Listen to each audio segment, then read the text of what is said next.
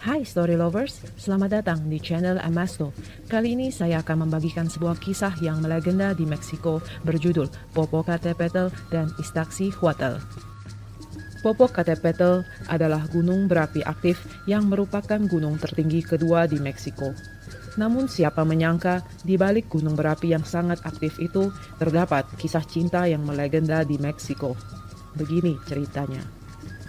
Ratusan tahun yang lalu, bangsa Aztec hidup berkelompok dan menguasai wilayah Meksiko. Kisah ini berawal di Tlaxcala, yang merupakan salah satu wilayah kekuasaan bangsa Aztec. Tezcatlipoca adalah kepala suku di Tlaxcala.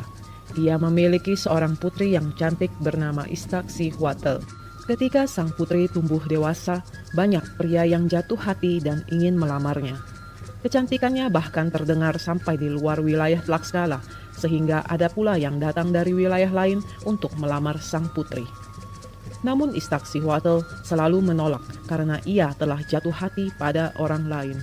Iztaccíhuatl jatuh cinta pada seorang prajurit yang tampan dan gagah berani. Ia sudah sering memimpin pasukan untuk pergi berperang. Kepala suku mengenal Popocatépetl dan sangat menyukai pemuda itu.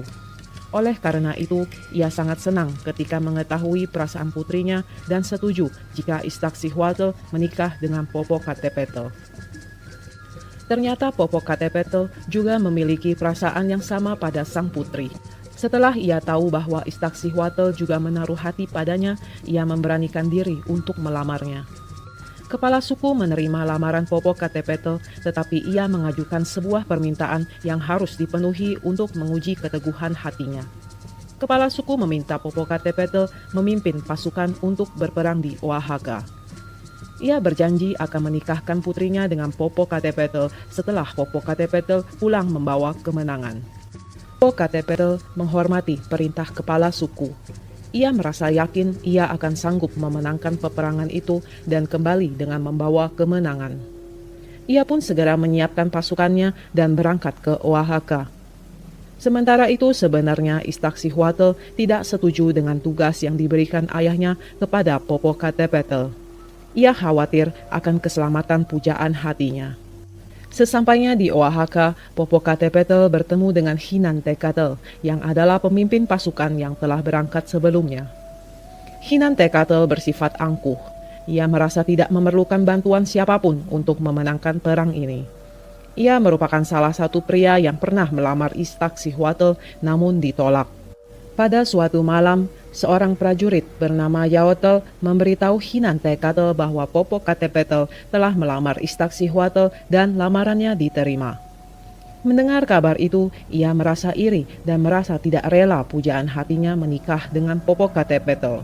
Dibakar rasa cemburu, ia memerintahkan Yaotl untuk kembali ke Tlaxcala dan memberi kabar bahwa Popocatépetl telah gugur dalam perang. Sementara itu, Iztaccíhuatl sangat menanti kekasihnya itu pulang. Setiap hari ia menceritakan angan-angannya setelah menikah kepada ibunya. Sampai pada akhirnya ia mendengar kabar duka itu. Ia menangis dan sangat berduka. Sejak saat itu ia tak mau lagi bicara dan tak mau makan. Setiap hari ia hanya mengurung dirinya di kamar dan menangis sepanjang hari. Lama-kelamaan tubuhnya menjadi lemah dan ia pun jatuh sakit. Ia menolak segala pengobatan dan juga marah pada ayahnya yang telah mengutus Popocatépetl pergi berperang. Karena tak mampu lagi menerima kenyataan pahit ini, Iztaccíhuatl pun meninggal dalam sakitnya. Kepala suku yang sangat berduka akhirnya harus merelakan kepergian putrinya. Ia pun menyiapkan pemakaman untuk putri tercintanya. Tepat di hari pemakaman Iztaccíhuatl, tiba-tiba datang iringan pasukan yang baru pulang dari perang. Alangkah terkejutnya kepala suku melihat Popocatépetl lah yang memimpin iringan pasukan itu. Popocatépetl yang awalnya datang dengan penuh kegembiraan dengan membawa kemenangan harus menerima kenyataan pahit bahwa pujaan hatinya telah tiada. Setelah mengetahui apa yang sebenarnya terjadi, Popocatépetl merasa sangat marah dan bertanya siapa yang telah memberi kabar palsu itu. Setelah mengetahui siapa dalang di balik semua ini, ia pun pergi mencari Xinantécatl, namun Xinantécatl telah kabur entah kemana. Akhirnya dengan kesedihan yang mendalam, Popocatépetl meminta izin kepada kepala suku untuk membawa jasad wanita yang ia cintai itu dan membuatkan tempat peristirahatan yang indah untuk menghormati dan mengenang besarnya cinta Putri Istaksihwatl kepadanya. Kepala suku akhirnya pasrah dan menyerahkan jasad putrinya pada Popocatépetl. Popocatépetl menggendong jasad kekasihnya itu ke tempat yang tinggi. Di sana ia membuat sebuah altar, memenuhinya dengan bunga dan meletakkan jasad Istaksihwatl di atasnya. Lalu ia menyalakan obor dan berlutut di sisi kekasihnya. Dia terus berada di sana menemani sang putri dalam tidur abadinya sampai akhirnya ia pun meninggal dalam kesedihannya. Para dewa merasa iba melihat pengorbanan sepasang kekasih ini dan menurunkan salju yang tebal untuk menutupi keduanya. Dewa kemudian mengubah mereka menjadi gunung api yang berdampingan dan akan terus bersama selamanya. Gunung Popocatépetl adalah gunung berapi aktif yang sering mengeluarkan asap. Menurut legenda, asap itu adalah obor yang dinyalakan Popocatépetl sebagai tanda bahwa ia selalu mengingat kekasihnya. Sedangkan Gunung Istaksihwatl tampak seperti wanita yang sedang berbaring dengan wajah menghadap langit.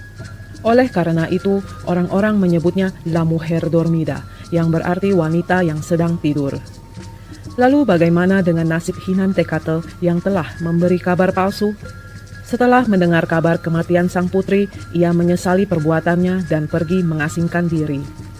Beberapa sumber mengatakan bahwa ia juga telah berubah menjadi gunung berapi yang dikenal dengan nama Nevado de Toluca.